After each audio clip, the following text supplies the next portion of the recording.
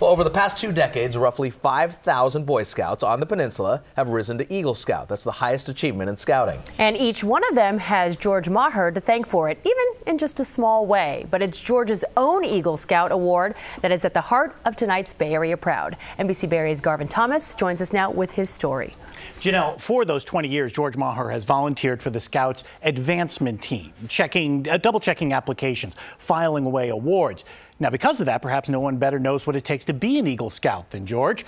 Well, that and the fact he completed all the requirements himself more than 60 years ago, which is why what happened this weekend is so special, and tonight's Bay Area Proud. Spend enough time around enough Boy Scouts, like they do at the Pacific Skyline Council headquarters in Foster City, and they say you can always spot the Eagles. It's not the pin on the chest or the patch on the sleeve, though. It's something special on the inside. It's something anyone who's ever known George Maher says is inside him. It's why when Mark Manchester started work here last year and met George, he didn't even ask George if he were an Eagle Scout. I didn't ask if, I just said, George, what year did you get your Eagle Scout? And I said, it should have been March 10th, 1944. Should have, because George never officially was an Eagle Scout. He had all the merit badges, sure, but in the middle of his board of review hearing, the very last step needed before becoming an Eagle Scout, George's mother interrupted the meeting. She told me my father was not doing well, and she was heading to the hospital. And I didn't say anything. I just grabbed my stuff, and I said, we're going. George's father died later that day, and within a matter of weeks, George was in the South Pacific fighting the Japanese, a violent typhoon, and the weather.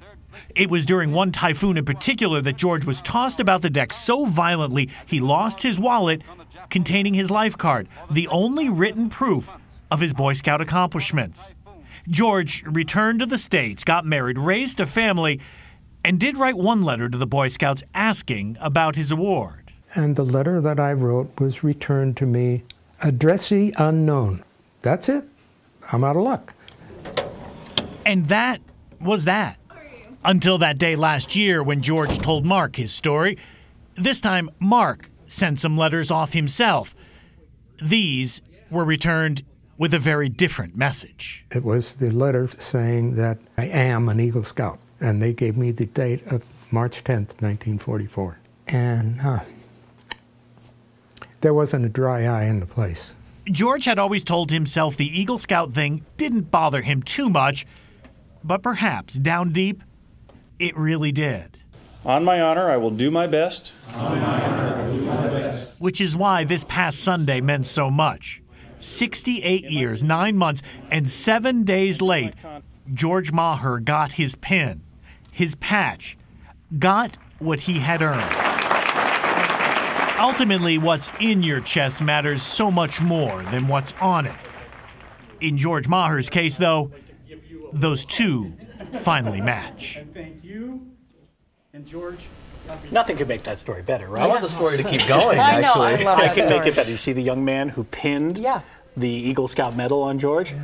That's his grandson, who became an Eagle Scout last year. That's such a great story, so touching. How did you find out about this story?